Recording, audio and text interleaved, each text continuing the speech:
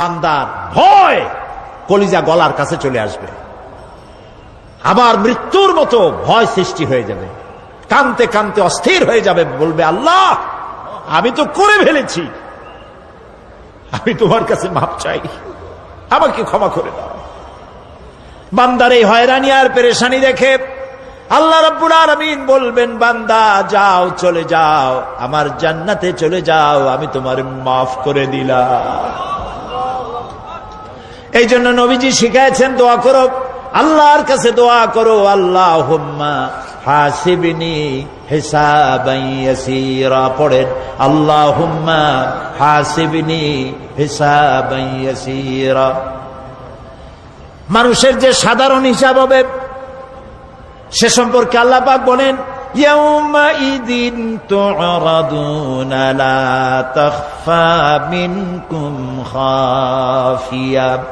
সেদিন তোমাদের হিসাব নিকাশ পেশ করা হবে এবং তোমাদের কোনো বিষয় গোপন রাখা হবে না, কিচ্ছু গোপন থাকবে না, সব প্রকাশিত হয়ে যাবে।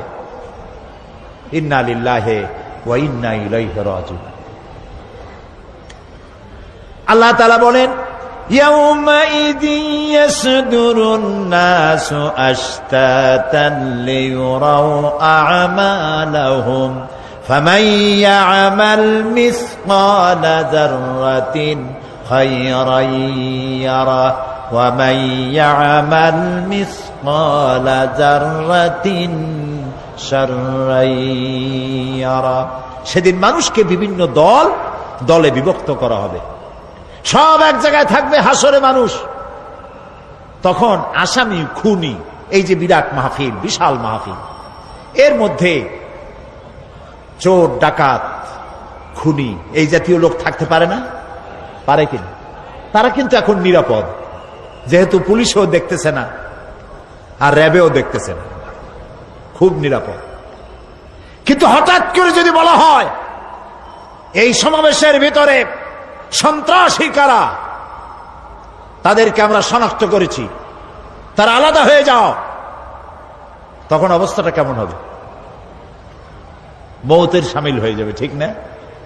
সমস্ত মানুষেরা হাসরের মাঠে একসাথে থাকবে, হঠাৎ করে হুকুম হবে, আওয়াজ হবে, আমতাজুল ইয়াউমা আইয়ুহাল মুজরিমুন। অপরাধীর দলের আলাদা হয়ে যাও। নেককার থেকে তারা তখন আলাদা হয়ে যাবে, দলে দলে বিভক্ত হয়ে যাবে, বিভক্ত হবে এবং তাদের কৃতকর্ম তাদেরকে এই জন্য করা হবে যাতে করে তাদের কৃতকর্ম তাদেরকে দেখানো যায়।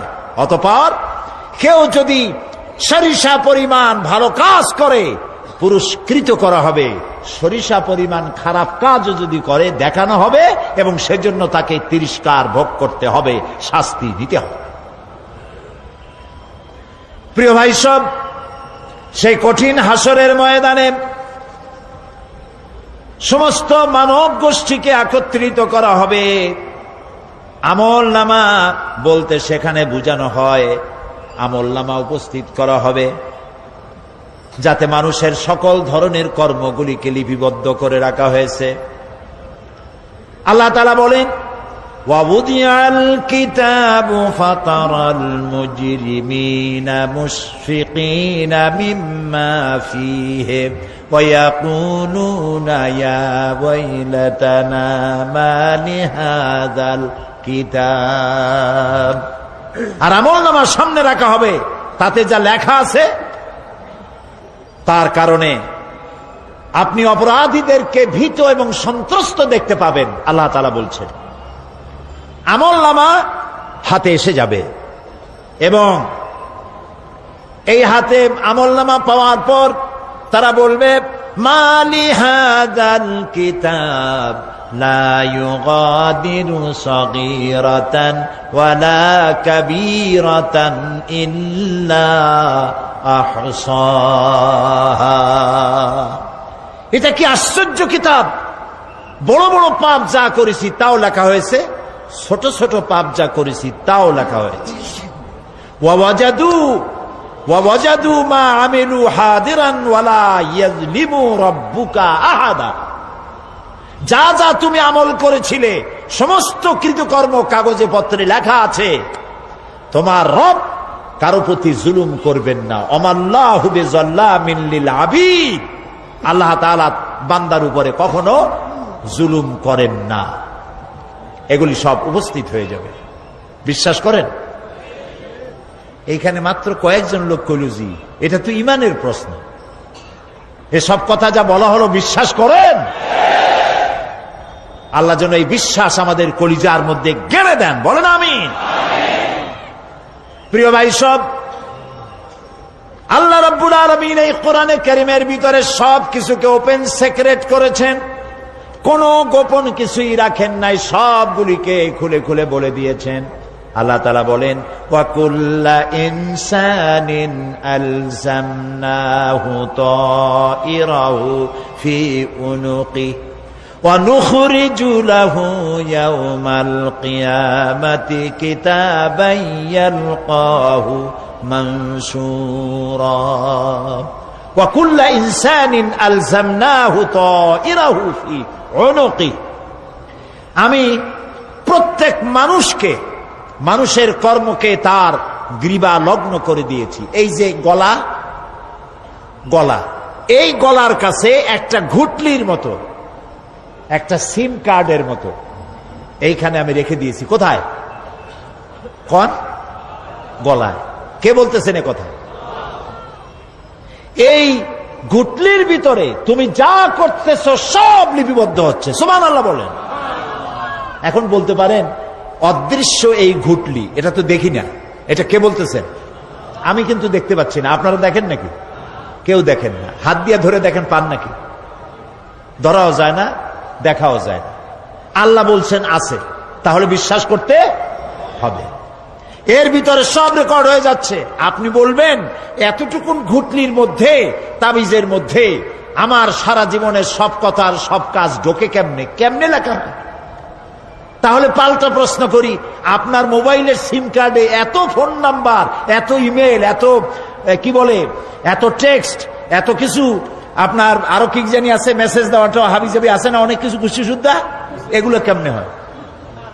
ছোট্ট একটা সিম কার্ডের মধ্যে কেমনে হয়? শত শত টেলিফোন নাম্বারের মধ্যে ঢুকে যায়। আমার একটা টেলিফোন দিয়ে মোবাইল দিল, কোথা থেকে দিল? লিসবন। কোথায়? কি আন্দাজে কয়? অস্ট্রেলিয়া। লিসবন হচ্ছে পর্তুগালের রাজধানী।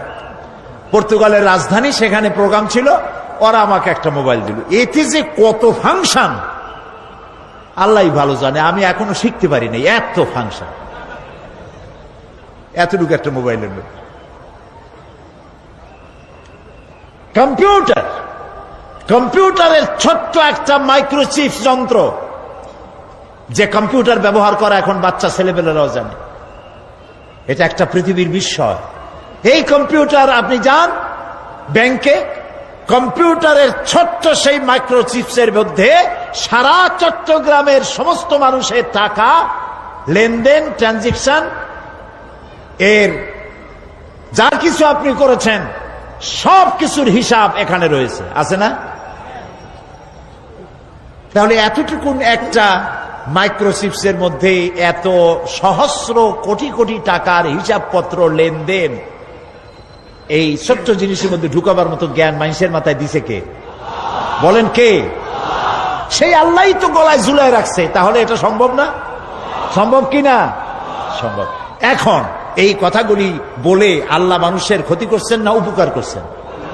উপকার করেছেন। এইটা যদি আমার বিশ্বাসে থাকে যে আমার গলার কাছে এরকম একটা সিম কার্ড আছে, একটা সিম আছে মোবাইলের মতো, এটা মনে করেন মোবাইলের একটা সিম গলায় ঝুলানো আছে, এটা সব উঠতেছে, যা বলেন তাই ওঠে, যা করেন তাই ওখানে লেখা হয়। সুবহানাল্লাহ। এই বিশ্বাস যদি আমার হয়, আমি ভালো মানুষ হয়ে যেতে পারবো। সুবহানাল্লাহ বলে। আমি খারাপ কাজ করতেই পারবো না। এই জন্য আল্লাহ পরকালের এই কথাগুলি কোরআনে কারীমের মধ্যে এত বেশি করে বলেছেন। মানুষের চরিত্রবান হওয়ার জন্য আল্লাহর ভয়, পরকালে বিশ্বাস, এর থেকে বড় ওষুধ পৃথিবীতে আর নাই। সব লেখা হচ্ছে। মানুষ বিশ্বাস করে না, এ হলো মূল কথা। যতক্ষণ মাহফিলে থাকে কেমন লাগে? এই যে বসে আছেন ঘন্টার পর ঘন্টা, কেমন লাগে কন? বেহেশতের মতো। বাড়ির কথা মনে আছে এখন? বউর কথা মনে ওঠে? ছেলে মেয়ের কথা মনে ওঠে? সুবহানাল্লাহ কইতে ইচ্ছা করে না? মাজালিসুল ইলম হিয়া রাউদাতুম মিন রিয়াদিল জান্নাহ। এখানে ইলম আলোচনা করা হচ্ছে, কোরআন আলোচনা করা হচ্ছে। এটা তো রজবালি প্যারেড ময়দান নয়, এটা জান্নাতের টুকরা হয়ে গিয়েছে। বেহেশতের বাগানে বসে আছেন। বেহেশতে মানুষেরা দুনিয়ার কথা চিন্তা করবে না। দুনিয়া কি? এটা একটা পায়খানা। এখানে আসছিল ওই পায়খানা করার জন্য, এটা পায়খানা। আর মানুষেরা পায়খানা সাজাবার কাজে ব্যস্ত আছে, আসল ঘর ভুলে গেছে। আসল ঘর কোনটা? প্রিয় ভাই, সব মানুষ বোঝে না, ভুলে যায়। সিগারেটের প্রত্যেকটা প্যাকেটে লেখা থাকে ইহা স্বাস্থ্যের জন্য ক্ষতিকর, তারপরেও কি টানা টানে দেখছেন? বিশ্বাস করেন, গা সহ হয়ে গেছে। এই আমলনামা তৈরি হচ্ছে, হঠাৎ করে কিয়ামতে বানায় দেওয়া হবে না। আপনার আমার বডির সাথে লাগানো ওই সিম কার্ডে সব লেখা হয়ে যাচ্ছে। কিয়ামতের দিন এগুলি হাতে দেওয়া হবে, আর আল্লাহ তাআলা বলবেন, ইকরা কিতাবাকা কাফা বিনাফসিকাল ইয়াউমা আলাইকা হাসিবা। ইকরা কিতাবাক, তাকে বলা হবে এবার তুমি পড়ো।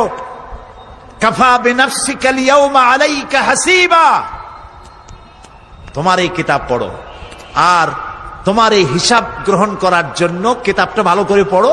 তোমার নিজের হিসাব নেওয়ার জন্য তুমি নিজেই যথেষ্ট। তুমি দোজখে যাবা না বেহেশতে যাবা, তুমি নিজেই সিদ্ধান্ত নাও কোথায় যাবা। তোমার নিজের কি করছিলা এখন তুমি দেখো। এই জন্য আমি বলি মাঝে মধ্যে, আমরা এখন হিসাব করতে পারি এখানে বসে আমাদের কি হওয়া উচিত। ছোটবেলার কথা মনে আছে? নাই? মনে নাই? এই যে স্কুল থেকে পলাইছিলেন, তারপরে 2 দিন পর স্কুলে গিয়ে হাজির হয়েছেন। মাস্টার জিজ্ঞেস করলো গতকাল আসো নাই কেন? তখন বললেন মা বলেছেন আমার নাকি পেটে ব্যথা হয়েছিল। এইসব স্কুল ফাঁকি দেওয়া, মার খাওয়া, মানুষের বাড়ির লিচু খাইতে গিয়ে চুরি করে কিল খাওয়া, এইসব ছোট ছোট কথা মনে পড়লে এখনো হাসি পায়। এসব কথা মনে আছে না? ছোট ছোট কথা, ছোট ছোট কথাগুলি যদি মনে থাকে, তাহলে কোন হোটেলে, কোন বাগানে, কোথায় কোন পাপ করেছেন তা মনে নাই। এখন নিজে হিসাব করেন জায়গা কোথায় হওয়া উচিত, পাপ করেছেন কত, ভালো কাজ করেছেন কত, নিজে হিসাব করে দেখেন কোন দিকে যাবেন। আমরা নিজেরাই যথেষ্ট হিসাবের জন্য। আল্লাহ তাই বলবেন কিয়ামতের দিন, ইকরা কিতাবা, তোমার কিতাব তুমি পড়ো, তোমার হিসাব নেওয়ার জন্য তুমিই যথেষ্ট। আহারে, আল্লাহ রাব্বুল আলামিন বলেন, ওয়া আশরাকাতিল আরদু বিনুরি রাব্বিহা ওয়া wudi'al কিতাবু ওয়া জিআ'a বিন নাবিয়্যিনা ওয়াশ শুহাদা'a বাইনাহুম বিল হক ওয়া হুম লা ইউযলামুন। পৃথিবী তার রবের নূরের ঝলকানিতে উদ্ভাসিত হবে। সুবহানাল্লাহ, সুবহানাল্লাহ। আল্লাহর নূরের ঝলকানিতে গোটা পৃথিবী উদ্ভাসিত হয়ে যাবে। আমলনামা তুলে ধরা হবে, পয়গম্বর এবং সাক্ষীগণকে হাজির করা হবে, এবং সকলের প্রতি সুবিচার করা হবে, তাদের কারো প্রতি জুলুম করা হবে না। আল্লাহ গ্যারান্টি দিচ্ছেন, কারো প্রতি জুলুম করা হবে না। সুতরাং হে মানুষেরা, ইয়া আইয়ুহাল ইনসানু ইন্নাকা কাদিহুন ইলা রাব্বিকা কাদহান ফামুলাকি।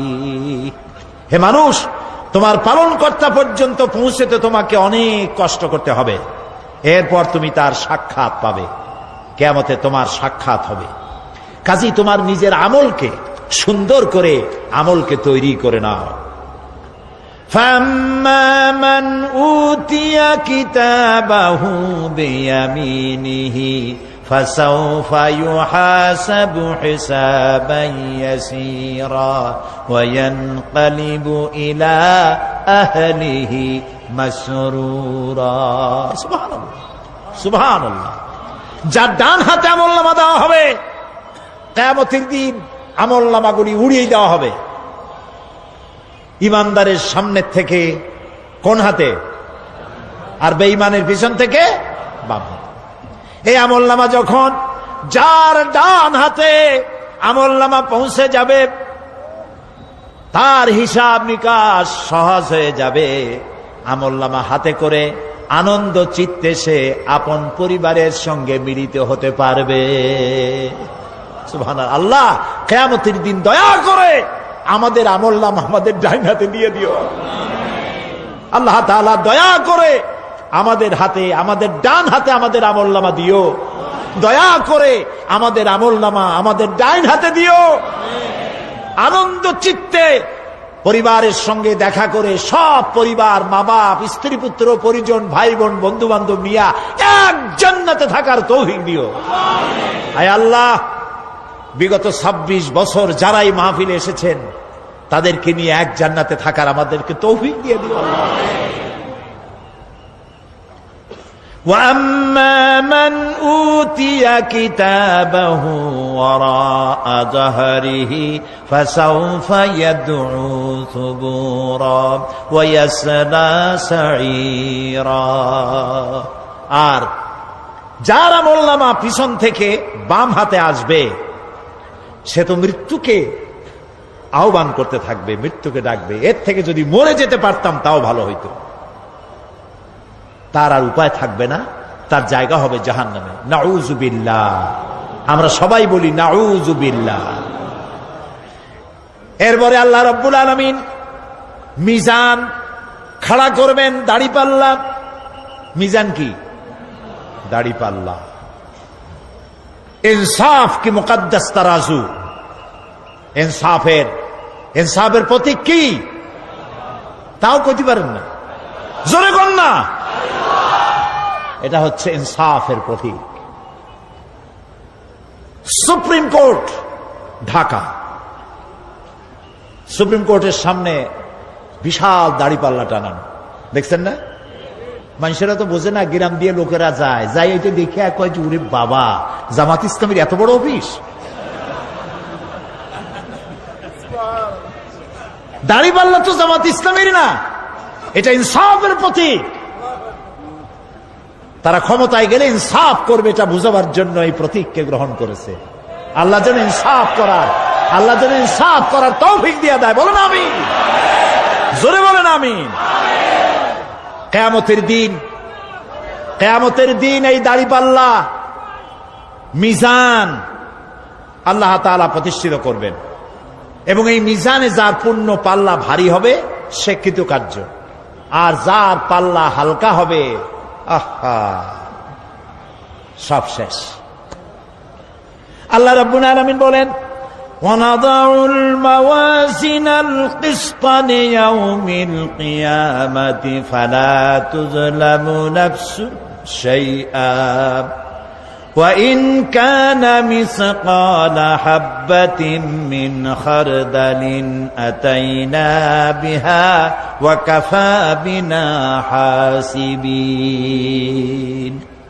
আমি কিয়ামতের দিন ন্যায় বিচারের মানদণ্ড স্থাপন করব। তখন কারো প্রতি অবিচার করা হবে না।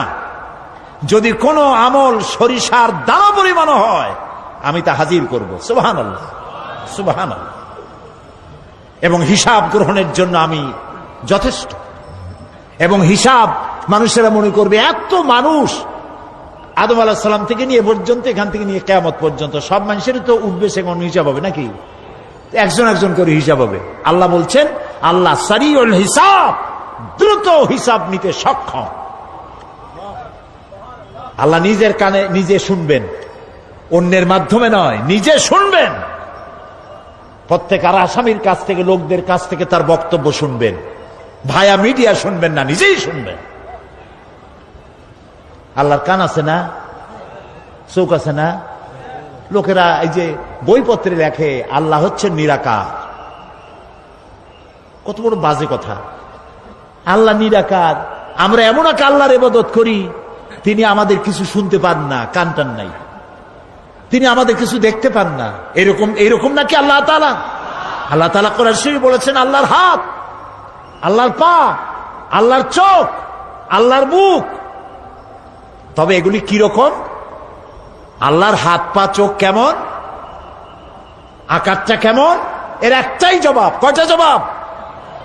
জোরে বলেন। একটাই জবাব, আল্লাহর যেমন হওয়া উচিত তেমন। সুবহানাল্লাহ বলেন, সুবহানাল্লাহ বলেন।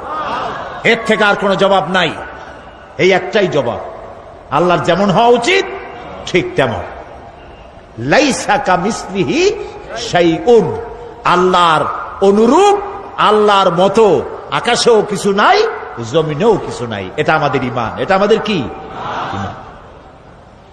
সুতরাং তিনি জুলুম করবেন না এবং হিসাব নিবেন, আর যথার্থ হিসাব নিবেন, সেখানে কারো প্রতি কোনো জুলুম করা হবে না।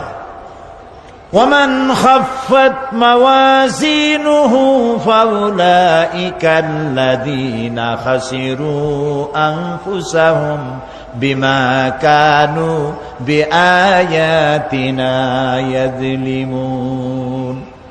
আর যাদের পাল্লা হালকা হবে তারা তো শুধু নিজেদেরই ক্ষতি সাধন করবে, কেননা তারা আমার আয়াত সমূহকে অস্বীকার করত।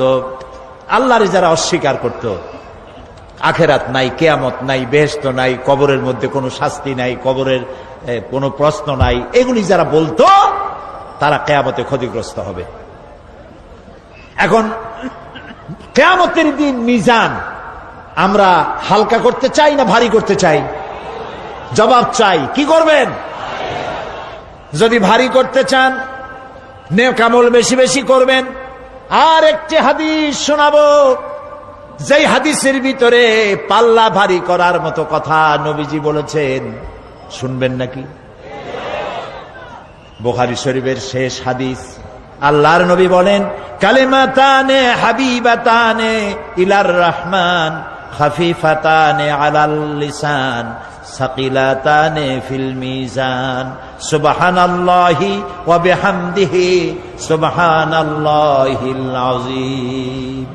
নবীজি বলেন, দুইটা কালেমা, দুটি শব্দ আল্লাহর কাছে খুবই প্রিয়, মুখে উচ্চারণ করা একেবারেই হালকা, আর কিয়ামতের দিন এই শব্দ দুটি দিয়ে আল্লাহ রাব্বুল আলামিন মিজানের পাল্লাকে ভারী করে দিবে। সেই শব্দ দুটি হলো, পড়েন আমার সাথে, সুবহানাল্লাহি ওয়া বিহামদিহি সুবহানাল্লাহিল আযীম। সবাই পড়েন, সুবহানাল্লাহি ওয়া বিহামদিহি সুবহানাল্লাহিল আযীম সুবহানাল্লাহি ওয়া বিহামদিহি সুবহানাল্লাহিল আযীম। জান্নাতের ভিতরে মানুষের কোনো দুঃখ থাকবে না। কাদের দুঃখ থাকবে না? জান্নাতীদের। কথা কি শোনেন? সাথে সাথে ঠাস ঠাস করে জবাব দিতে পারেন না কেন? জান্নাতীদের ভেতরে, জান্নাতীদের কি থাকবে না? কোনো দুঃখ থাকবে না। একটা দুঃখ থাকবে। কটা দুঃখ? একটা দুঃখ থাকবে। জান্নাতীরা জান্নাতের ভেতরে মনে মনে ভাববে, কারণ জান্নাত তো সকলের জন্য একরকম হবে না।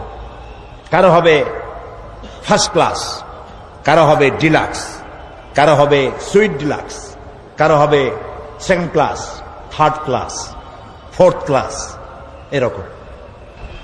এটা কি ইনসাফ না জুলুম? ইনসাফ।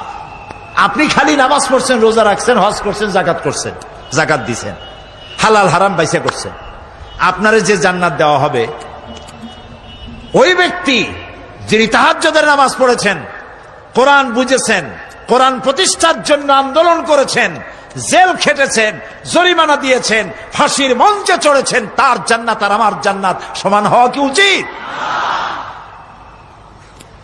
কাজে আল্লাহ তাআলা তো ইনসাফ করবেন কিয়ামতের দিন।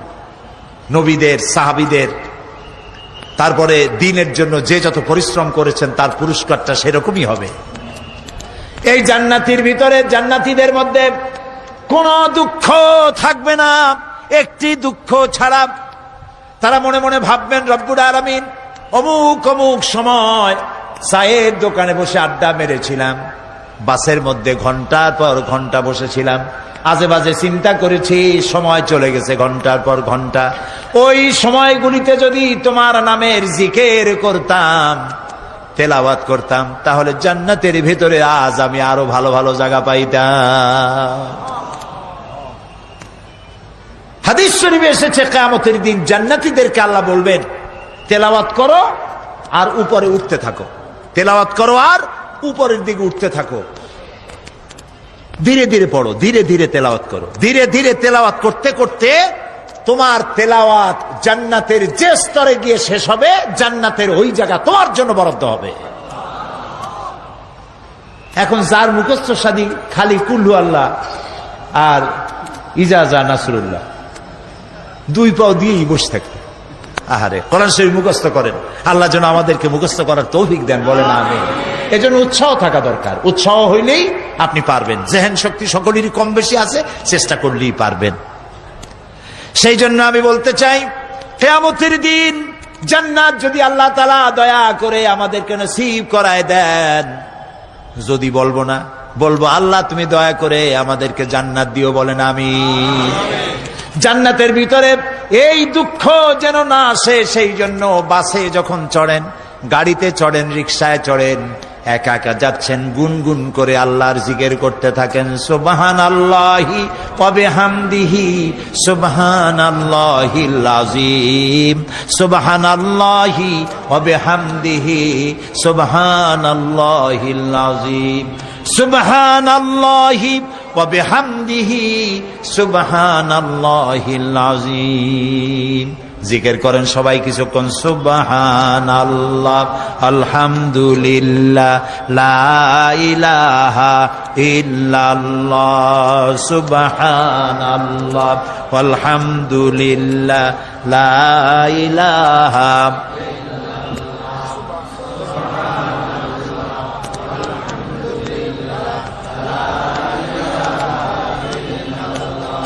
ভালো লাগে না? মজা লাগে না? প্রাণ খুলে বলেন সুবহানাল্লাহ ওয়ালহামদুলিল্লাহ, লা ইলাহা ইল্লাল্লাহ, সুবহানাল্লাহ ওয়ালহামদুলিল্লাহ, লা ইলাহা, লা ইলাহা ইল্লাল্লাহ মুহাম্মাদুর রাসূলুল্লাহ। প্রিয় ভাই সব, এরপরে আল্লাহ তাআলা বলেছেন সিরাতের কথা। কিয়ামতের দিন সিরাত, পুলসিরাতের নাম শোনেন নাই? কথা না কইলে বুঝি কি? শুনছেন? সিরাত, এই সিরাত বলতে বোঝানো হয় এক ঝুলন্ত সেতুকে, যা দোজখ এবং বেহেশতের মাঝখানে সেতু বন্ধন। কিয়ামতের দিন সকল মানুষকে এই সেতু পার হতে হবে। তখন মুমিন ব্যক্তিরা সফলভাবে তা পার হয়ে যাবে, আর এ কাজে ব্যর্থ হবে সে, যে ব্যক্তি ব্যর্থ হবে সে জাহান্নামে নিক্ষিপ্ত হবে। আল্লাহ আল্লাহ আল্লাহ। আল্লাহ রাব্বুল আলামিন বলেন, ওয়া ইম মিনকুম ইল্লা ওয়ারিদুহা কানা আলা রাব্বিকা হাতমান মাকদিয়া সুম্মা নুনাজ্জিল্লাযীনা ইত্তাকাও ওয়া নাযারুয যালিমিনা ফিহা জিসিয়া। তোমাদের মধ্যে সকলেই তা পার হবে, এটা আপনার রবের ফয়সালা, আপনার আল্লাহর ফয়সালা। এরপর আমি খোদা বিরুদ্ধের উদ্ধার করব, আর জালিমদেরকে সেখানে নত জন অবস্থায় ছেড়ে দেব, মানে জাহান্নামের মধ্যে নিক্ষিপ্ত হবে, আর ঈমানদারেরা পার হয়ে চলে যাবে। সুবহানাল্লাহ। আল্লাহ তাআলার জন্য দয়া করে আমাদেরকে সিরাত বিজলি গতিতে, বৈদ্যুতিক গতিতে আল্লাহ যেন আমাদেরকে পার করে দেন, বলেন আমিন। সবাই বলেন আমিন। এরপরে শাফাআত, শেষ দিবসের প্রতি বিশ্বাসী প্রত্যেক ব্যক্তি সুপারিশ বা শাফাআতের বিষয়টা বিশ্বাস রাখতে হবে। দুটি শর্তের ভিত্তিতে শাফাআত হবে। সুপারিশকারীর সুপারিশের জন্য আল্লাহর অনুমতি লাগবে, আর শাফাআতকৃত ব্যক্তির জন্য আল্লাহর সন্তুষ্টি প্রয়োজন। এই দুটি শর্ত। প্রথম শর্তের প্রতি ইঙ্গিত করে আল্লাহ তাআলা বলেছেন, যেটা আমরা আয়াতুল কুরসির মধ্যে পড়ি, মান যাল্লাযী ইয়াশফাউ ইনদাহু ইল্লা বিইজনিহি। এমন কে আছে যে অনুমতি ব্যতীত আল্লাহর কাছে সুপারিশ করতে পারে? আছে কেউ নেই। একথা মনেই করবেন না যে কোন পীর সাহেবের কাছে মুরিদ হইছেন। আমি এরকম পীরের খবরও জানি। আমি পীর বললেই আপনারা মনে করবেন না যে আমি পীর বিরোধী লোক, এটা মনে করবেন না। কিন্তু ভালো ভালো পীর আছে যারা ব্যবসা করে পীরগিরি করিয়া, শুধু ব্যবসায়ী করে না, ওয়ায়াসুদ্দুনা আন সাবিলিল্লাহ, সূরা তাওবা, ইন্না কাসীরাম মিনাল আহবারি ওয়ার রুহবান লায়াকুলুনা আমওয়ালান নাস বিল বাতিল ওয়ায়াসুদ্দুনা আন সাবিলিল্লাহ। আহলে কিতাবদের মধ্যে এই ধরনের অনেক পীর দরবেশ আছে। কে বলতেছেন? আল্লাহ বলতেছেন আছে। তারা কি করে? তারা জনগণের মালকে বাতিল পন্থায় ভক্ষণ করে, জনগণকে এমন একটা ভাব দেখায় যে আমাদেরকে হাদিয়া তোহবা দিতে পারলে, আমাদের কদমবুসি করতে পারলেই বেহেশতে চলে যাবা, কারণ আমরা হলাম আল্লাহর এজেন্ট। নাউজুবিল্লাহ। পাও দুইখান আগেই বাইর করে রাখে যাতে লোকেরা কিছু একটা করতে পারে। হায় হায়, এদূর জনগণের মাল খাইয়া যদি পেটে তেল মাইখা, নাবিতে তেল মাইখা ঠেকে যদি থাকতো চুপ করে, তাও ভালো হইতো। আল্লাহ কয় যে এই পর্যন্ত থাকে না, ওয়ায়াসুদ্দুনা আন সাবিলিল্লাহ, আল্লাহর দ্বীন প্রতিষ্ঠার পথে তারা বাধা দেয়। ওর আকীদা খারাপ, ওর এই খারাপ, ওর তাই খারাপ, ওইখানে যাইও না। আল্লাহরে পাইতে হইলে আমার বাড়ি আসো, আমার কাছে মুরিদ হও। আমি ছাড়া ইসলাম কোন জায়গায় নাই। নাউজুবিল্লাহ, সব খারাপ। মানে ইসলাম যেন একটা মনোবলি বিজনেস। এটি হচ্ছে একটা ঘিয়ের দোকানের মতো। আমার দোকানেই কেবল ঘাটি ঘি পাওয়া যায়, আর খাঁটি ঘি কোনো জায়গায় পাওয়া যায় না। এই ধরনের শয়তানি কথা বলার কোনো সুযোগ ইসলামে নাই। সুতরাং আপনারা একথা মনেই করবেন না যে কোন পীর সাহেব আপনাকে সুপারিশ করতে পারবেন। এই বিশ্বাস বদ্ধমূল যেন না থাকে। ওটি শর্তাধীন, হইতেও পারে, নাও হইতে পারে। এমনও তো হতে পারে আপনার পীরে কে সুপারিশ করে তাই কিয়ামতের দিন তিনি হয়রান হয়ে যাবেন। এমনও হতে পারে, না পারে না? পারে কি না? সেই জন্য এটা ভরসাই করবেন না। কেউ আবার দুই পীরের কাছে মুরিদ হয়, ধারণা এই দুইজনের কাছে মুরিদ হয়েছি, দুইজনে দুই হাত ধরিয়া কিয়ামতে এরকম করে মারিয়ে দিবে, আমি জান্নাতের বারান্দায় গিয়ে বসবো। জান্নাত তোমার মামু বাড়ির বারান্দা। এত সহজ। নবীরা কানতে কানতে হয়রান হয়ে গিয়েছে। নবী করিম সাল্লাল্লাহু আলাইহি ওয়াসাল্লাম তাহাজ্জুদের নামাজ সামান্য সময় ঘুমাইয়া নামাজ শুরু করে দিতেন। সূরা বাকারা শেষ, আলে ইমরান শেষ, সূরা নিসা শেষ, মায়েদা শেষ, আরাফ শেষ। সাহাবায়ে কেরাম মনে করতেন রাসূল বুঝি এই নামাজের রুকুতে আর যাবেন না, ফজর হয়ে যাবে এক রাকাতে। যখন রুকুতে যেতেন মনে হতো আর উঠবেন না, যখন সেজদায় যেতেন মনে হতো ইন্তেকাল করেছেন। হযরত আয়েশা বলেছেন, আমাদের মা জগৎ জননী হযরত আয়েশা রাদিয়াল্লাহু তাআলা আনহা বলেছেন, রাসূলুল্লাহ সেজদায় পড়ে যেভাবে কাঁদতেন, চুলার উপরে হাড়ি তুলে দিলে ভাত রান্না করার সময় যেমন একটা আওয়াজ হয় ভাতের হাড়িতে, শোনেন নাই আওয়াজ? রাসূলুল্লাহর কলিজার ভেতর থেকে কান্নার গুমরে আওয়াজ এভাবে উত্থিত হতো। সকাল বেলায় জুতা পায়ে পড়তে পারতেন না, পাও মোবারক ফুলা বড় হয়ে যেত। বেহেশত এত সহজ।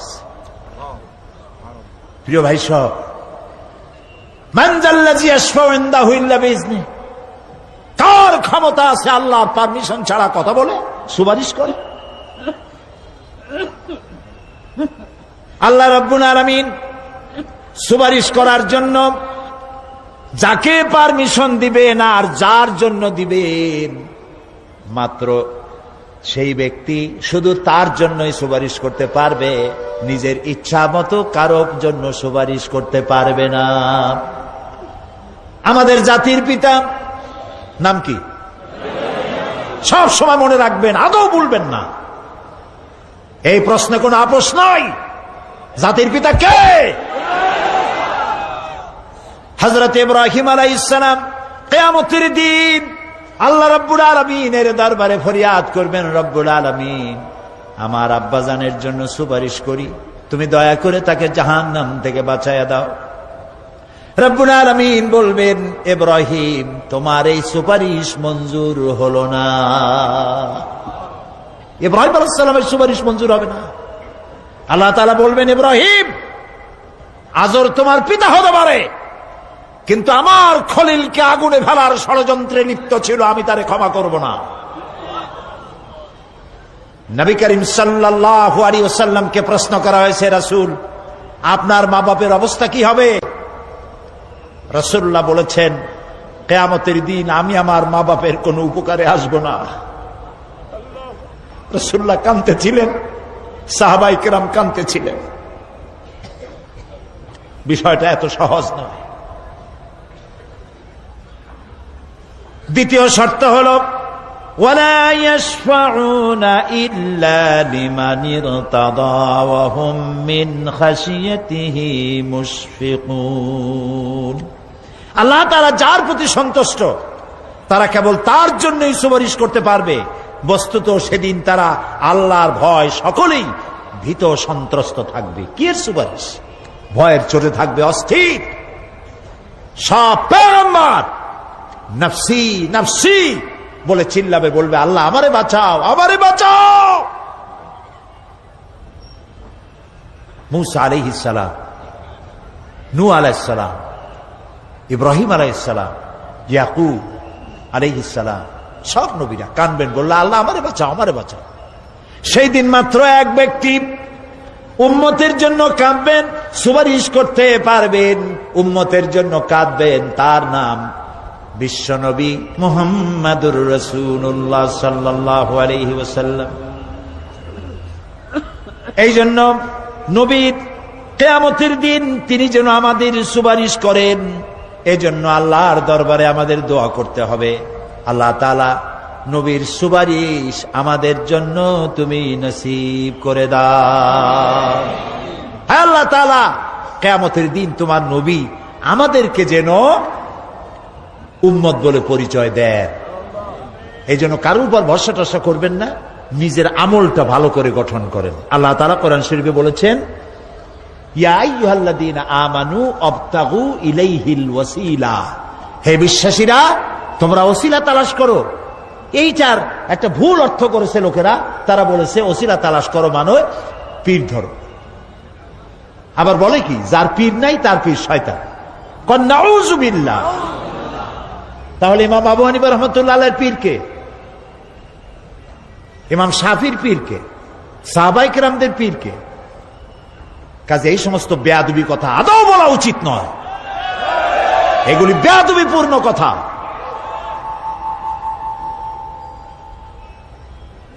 প্রিয় ভাই সব, আল্লাহ রাব্বুল আলামিনের উপরে ভরসা করে নিজের আমলকে ভালো করতে হবে। অবতাগু ইলাইহিল ওয়াসিলা আয় আমলে সালেহ। অবতাগু ইলাইহিল ওয়াসিলা, তুমি নেক আমলের ওসিলা ধরো আল্লাহর কাছে, নিজের আমলগুলিকে ভালো বানাও, ভালো ভালো কাজ করো। সুপারিশ সম্পর্কে সর্বশেষ কথা বলতে চাই। আল্লাহ রাব্বুল আলামিন বলেন, কুল লিল্লাহিস শাফাআতু জামিআ লাহু মুলকুস সামাওয়াতি ওয়াল আরদি সুম্মা ইলাইহি তুরজাউন। হে নবী, স্পষ্টভাবে জানিয়ে দিন, সমস্ত সুপারিশ কেবল আল্লাহর এখতিয়ারাধীন। কে বলতেছেন? শুনতেছেন কথা? কে বলতেছেন? আবার শোনাই, আল্লাহ তাআলা বলছেন, কুল লিল্লাহিস শাফাআতু জামিআ। বলে দিন হে নবী, সুপারিশের সমস্ত ব্যাপারটি কেবলমাত্র আল্লাহর এখতিয়ারাধীন। আসমান এবং জমিনে তারই সাম্রাজ্য বিস্তৃত, অতঃপর তারই কাছে তোমাদের সকলকে ফিরে যেতে হবে। সুপারিশের মালিক কেউ নয়, আল্লাহ নিজেই। তিনি যাকে পারমিশন দিবেন, যার জন্য পারমিশন দিবেন, তাছাড়া আর কোনো উপায় নেই। প্রিয় ভাই সব, এতক্ষণ যে আলোচনা করলাম এর দ্বারা প্রমাণিত হলো এ দুনিয়া ক্ষণস্থায়ী এবং আখিরাত চিরস্থায়ী। সুবহানাল্লাহ বলবেন না? এ দুনিয়া কি আর আখিরাত কি? চিরস্থায়ী। দুনিয়ার মহব্বত আমরা কোনটারে মহব্বত করি, আখিরাত না দুনিয়া? কোন বলতে লজ্জা করে? দুনিয়ারে ভালোবাসি বেশি, এতে কোনো সন্দেহ আছে? নবীজি বলেছেন, লাউ কানা লিইবনি আদামা ওয়াদিম মিন যাহাবিন লাহাব্বা ইয়াকুনা লাহু সানিন, যদি একটা আদম সন্তানকে যদি একটা মাঠ ভরে সোনা দেওয়া হয়, সে ব্যক্তি বলবে, আল্লাহ আমারে যদি আরো একটা মাঠ ভরে সোনা দিতে ভালো হইতো। নবীজি বলেন, আদম সন্তানের পেট কবরের মাটি ছাড়া কোনো কিছু দিয়া ভরবে না। এই দুনিয়ার পিছনে দৌড়ায় কোনো লাভ নাই। এক শায়ের বলেছেন, না গুল আপনা না খার আপনা না জানেম বাগে বা আপনা, না গুল আপনা না খার আপনা না জানেম বাগে বা আপনা, আহ কিস গুলশান মে বানায়া हमने आशिया अपना। না গুল আপনা না খার আপনা, এ ফুলও আমার নয়, ও কাঁটাও আমার নয়। না জালেম বাগে বা আপনা, না আমার এই ফুলের বাগানটা আমার, ফুলের বাগানও আমার না, ফুলও আমার না, এমনকি ফুলের কাঁটাটাও আমার না। আহ কিস গুলশান মে বানায়া हमने आशिया अपना, আরে কি ফুল বাগানে আমার বাড়ি বানাইলাম, এর তো কিছুই আমার না, সবই তো পর। মরে দেখেন কেউ আপনার আপন নয়। ছেলে পেলেগুলি, ছোট্ট ছোট্ট বাচ্চা যাদের কোলে না নিলে আপনি শান্তি পান না, ওই বাচ্চাও বলবে, মা আব্বার কাছে আমার নিও না, আমার ভয় করে। রাত্রে যদি মরেন, একা একই স্ত্রীও আপনার মৃত্যু লাশ নিয়ে আপনার কাছে থাকতে পারবে না। কি নিষ্ঠুর এই পৃথিবী! এই পৃথিবীকে আমরা ভালোবাসছি, মহব্বত করতেছি, এই পৃথিবীর জন্য সব করি, চুরি ডাকাতি জেনা ব্যভিচার মিথ্যা কথা, ক্ষমতায় যাওয়ার জন্য পাগল। ভাঙ্গো মারো, চুরি করো, ডাকাতি করো, শয়তানি বদমাশি সমানে করছে মানুষ। এই পৃথিবী এক পরস্ত্রী, পরমা সুন্দরী নারী, পরের যতই সুন্দরী স্ত্রী হোক তার দিকে তাকায় থাকে কোনো লাভ আছে? তাও কইতে পারলেন না, কোন লাভ আছে? এ লাভ কি? ওর তো বিয়ে হয়ে গেছে। অবিবাহিত হইতো তাহলে প্রস্তাব দিয়ে দেখতেন আপনার কপালে আছে কি নাই, বিয়ে হয়ে গেছে। এই পৃথিবী এক পরমা সুন্দরী পরের স্ত্রী, এইটার প্রতি ভালোবাসা করে কোনো লাভ নাই। এটারে কেউ খাইতে পারে না, ও সবাই রে খায়। ঠিক তো কইছেন, হয়তো বোঝেন নাই। এই পৃথিবীর 1 ইঞ্চি মাটির জন্য দেখেন না শহরে কি করে, বাড়ির পাশে বাড়ি উঠাইছে, 1 ইঞ্চি জমিন ছাড়বে না। হায় হায়, আর একজনের রাস্তা পাক আর না পাক, জমিন ছাড়বো না। অন্যের জমিন দখল করায় কি মজা পায়! হায় হায়, অন্যের জমিন নেওয়ার জন্য পাগল হয়ে যায় মানুষ। দুনিয়াকে ভালোবাসে, 1 কাঠা জমির জন্য, 1 আঙ্গুল জমিনের জন্য মামলা মোকদ্দমা, জজ কোর্ট, হাইকোর্ট, সুপ্রিম কোর্ট, তারপরেও ছাড়ে না। ঠিক না? এই জমিন যে এত ভালোবাসলেন, এত মামলা মোকদ্দমা করলেন, এই জমিনের 1 ইঞ্চিও খেতে পারবেন না, বরং মরিয়া দেখেন জমিন হা করে আপনাকে গিলে ফেলে দেবে। আপনার হাড্ডি গুড্ডি গুস্ত সুদ্ধা মিশে যাবে এই মাটিতে। পৃথিবীকে ভালোবাসে কোনো লাভ নাই। স্ত্রী পুত্র পরিজন যার যতটুকু পাওনা দিবেন, ভালোবাসবেন, কিন্তু মূল ভালোবাসা, কলিজাটা ভরা থাকবে আল্লাহর জন্য। কার জন্য? স্ত্রীর ভালোবাসা স্ত্রীকে দিবেন, মায়ের শ্রদ্ধা, বাপের শ্রদ্ধা, সন্তানের ভালোবাসা আলাদাভাবে দিবেন। আর সব থেকে যিনি ভালোবাসা পাওয়ার দাবিদার, তার জন্য রাতের বেলায় জাগুন, সিজদা দিয়া কাঁদতে থাকুন। এই চোখ দুটা কে দিছে? এই জিহ্বা কে দিছে? এই কান কে দিয়েছেন? এই সুন্দর শরীর কে দিয়েছেন? বলার তৌফিক, শোনার তৌফিক কে দিয়েছেন? এই হক আদায় করতে গভীর রাত্রে জাগতে হবে, পাইকারি দরে ঘুমায়েন না, একটু জাগুন, শেষ রাত্রে উঠুন, শেষ রাত্রে জেগে প্রেম করুন আল্লাহর সাথে। প্রেম কি ঢোল পিটায় করা যায়? ইনকিলাব, সংগ্রাম, এইসব পত্রিকায় বিশাল হেডিং দিয়া কেউ প্রেম করে? বিজ্ঞাপন দিয়া? টেলিভিশনে বিজ্ঞাপন দিয়ে প্রেম করে? প্রেম করে কিভাবে? গোপনে। আর মিলিত হয় নির্জনে। সবচাইতে বড় প্রেমিক হবে নিজে হতে হবে, আর আল্লাহকে সব থেকে বেশি ভালোবাসা দিতে হবে। সেজন্য আল্লাহ রাব্বুল আলামিন বলেছেন প্রেম করার জন্য কিছুটা নির্জনতা প্রয়োজন। এজন্য দিনের আলোতে ওয়াজআলনান নাহারা মাআশা, দিন বানাইছি রুজি রোজগার করার জন্য। ওয়াজআলনাল লাইলা লিবাসা, আর রাত বানাইছি শান্তির বাহন হিসাবে, আচ্ছাদন। সূর্যের আলোর ঝলকানি চলে গেছে, আলোর তীব্রতা আর নাই। গোটা পৃথিবীর উপরে আমি একটা কালো চাদর দিয়া ঢেকে দিলাম রাতের আধার, আর একেবারে অন্ধকার না করে আকাশে ডিম লাইটের মতো করে কতগুলি তারা জ্বালাইয়া দিলাম। এখন কেউ জেগে নাই, সব ঘুমানো। আমার প্রেমিক কে আছো, ওঠো, উজু করে সেজদায় পড়ে যাও, সেজদায় পড়ে যাও, কান্দো, গুনাহ মাপ চাও, যা করেছো মাপ চাও। তুমি গুনাহ করেছো আর আমি মাফ করার মালিক। ইন্নাল্লাহা ইয়াগফিরুয যুনুবা জামিআ, সব মাফ করে দেব, গুনাহগুলি নেকি দিয়া বদলায় দেব। আমার কাছে কাঁদো, চোখের পানি ফেলো। প্রিয় ভাই, সব রাতে জাগতে শিখুন। রাসূলুল্লাহ বলেছেন ওর থেকে ভালো স্বামী আর দুনিয়ায় নাই। কে বলেছেন? রাসূলুল্লাহ বলেছেন ওর থেকে ভালো স্বামী আর দুনিয়ায় নাই, যে গভীর রাত্রে নিজে জেগে তাহাজ্জুদের রুজু করে নিজের বউরে উঠায়, বউ উঠতে চায় না, পানি এনে বউয়ের মুখের উপরে ছিটায় দেয়, ওঠো বিবি, একসাথে তাহাজ্জুদের নামাজ পড়ি। রাসূলুল্লাহ বলেছেন ওর থেকে ভালো বউ পৃথিবীতে আর নাই, যে বউ রাতের বেলায় ঘুমের থেকে জেগে তাহাজ্জুদের উজু করে, স্বামীরে উঠাইতে চেষ্টা করে, ওঠে না, উজুর পানি স্বামীর চেহারায় ছিটায় দেয় আর বলে স্বামী ওঠো, একসাথে তাহাজ্জুদের নামাজ পড়ি। এই পৃথিবীতে আমাদের ভালোবাসা যেন শেষ না হয়, এক জান্নাতে যেন থাকতে পারে। কাঁদো, ওঠো। গভীর রাত্রে তাহাজ্জুদের নামাজ পড়ে মাথাটা নিচু করে গুনগুন করে গাইতে থাকে, নিয়া আল্লাহু পড়ে, নিয়া আল্লাহু ইয়া রহমানু ইয়া রহিমু ইয়া হাইয়ু ইয়া কাইয়ুম। প্রাণ দিয়া বলেন ইয়া আল্লাহু ইয়া রহমানু ইয়া রহিমু ইয়া হাইয়ু ইয়া কাইয়ুম। ইয়া আল্লাহু ইয়া রহমানু ইয়া রহিমু ইয়া হাইয়ু ইয়া কাইয়ুম। তাহাজ্জুদের নামাজ পড়ে এভাবে আল্লাহরে ডাকে দেখেন, চোখ দিয়া পানির বন্যা নেমে আসে, যদি ঈমান একটুও থাকে।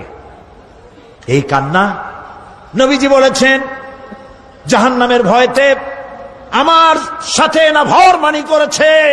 এই শরমে পড়ে বান্দা যখন চোখ দিয়া পানি ছেড়ে দেয়, ওই চোখের পানি নাকের অর্ধেক আসতে না আসতে আমি আমার বান্দারে মাফ করে দেই। আল্লাহু আকবার। আল্লাহ আমাদের কান্দার তৌফিক দাও, তাহাজ্জুদ পড়ার তৌফিক দাও, পাঁচ ওয়াক্ত নামাজ পড়ার তৌফিক দাও, তোমাকে ভয় করার তৌফিক দাও, তোমার ভয় আর মোহব্বত দিয়া কলিজা ভরে দাও, তোমার রাসূলুল্লাহর মোহব্বত দিয়ে আমাদেরকে পাগল বানায় দাও। আল্লাহ, দুনিয়া বড় খারাপ জায়গা। এই দুনিয়ায় আল্লাহর কাছে সৌন্দর্য চাইতে হবে দুনিয়ার, কিন্তু দুনিয়াকে স্থায়ী মোহব্বত করা যাবে না। প্রিয় ভাই সব, আপনি যদি লন্ডনে যান, আমেরিকায় যান, কোনোদিন যান নাই, যাইতে হলে এখান থেকে টেলিফোন করেন, ওখানে বন্ধু বান্ধব আছে নাকি? তো লন্ডনে আমেরিকায় সেখানে যাবেন, ওখানে আপনার বন্ধু বান্ধব গ্রামের লোক আছে কিনা খোঁজ করেন, ঠিক না? আবার এখান থেকে ফরেন কারেন্সি নিয়ে যান, যেহেতু ওখানে টাকা চলবে না।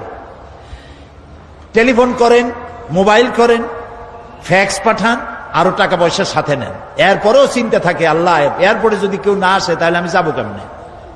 এরপরে যাওয়ার সময় আবার বলে দেন যে ভাই আমি কিন্তু আসতেছি, লন্ডন কোনোদিন আসি নাই, তুমি কিন্তু এয়ারপোর্টে থাকো। একটা বিদেশে যাওয়ার জন্য এত প্রস্তুতি নেন, তো সব জায়গায় বন্ধু বান্ধব কেউ না কেউ তো আছেই। কিন্তু আমরা এমন একটা দেশে যাব যেখানে কেউ নাই, ফরেন কারেন্সি চলে না, গ্রামের লোক নাই, বাবা নাই, বন্ধু নাই, মা নাই, কেউ নাই। যিনি রিসিভ করবেন, যার সাহায্যের কাঙ্গাল, বদ আমল করে তার শত্রু বানায় রাখছি, বন্ধু বানাইতে পারি নাই। তাহলে কি জবাব হবে কিয়ামতে? কি হবে কবরে? কি হবে উপায়? এই জন্যে প্রিয় ভাইয়েরা আমার, দুনিয়ার সঙ্গে মহব্বত কমায় দিয়া আখিরাতের মহব্বত বেশি করে করতে হবে। আর দুনিয়ায় যতদিন বেঁচে আছি ততদিন নেক আমল করে মানুষের সাথে সদাচরণ করতে হবে। আল্লাহ তাআলা বলেছেন, লাইসাল বিররা আন তুওয়াল্লু ওয়াজুহাকুম কিবালাল মাশরিকি ওয়াল মাগরিবি ওয়ালাকিন্নাল বিররা মান আমানা বিল্লাহি ওয়াল ইয়াউমিল আখির। পূর্ব এবং পশ্চিমে কতবার তুমি মাথা ঝুঁকাইছো, এটাই কিন্তু তোমার জন্য কল্যাণ। এর মধ্যেই কল্যাণ নিহিত নয়। তার মানে কি? আপনি কত সেজদা আল্লাহরে দিলেন, কত মানুষ তো আছে সেজদা দিতে দিতে কপালে কালো দাগ হয়ে গেছে, আছে না? কিন্তু মিথ্যা ছাড়ে না।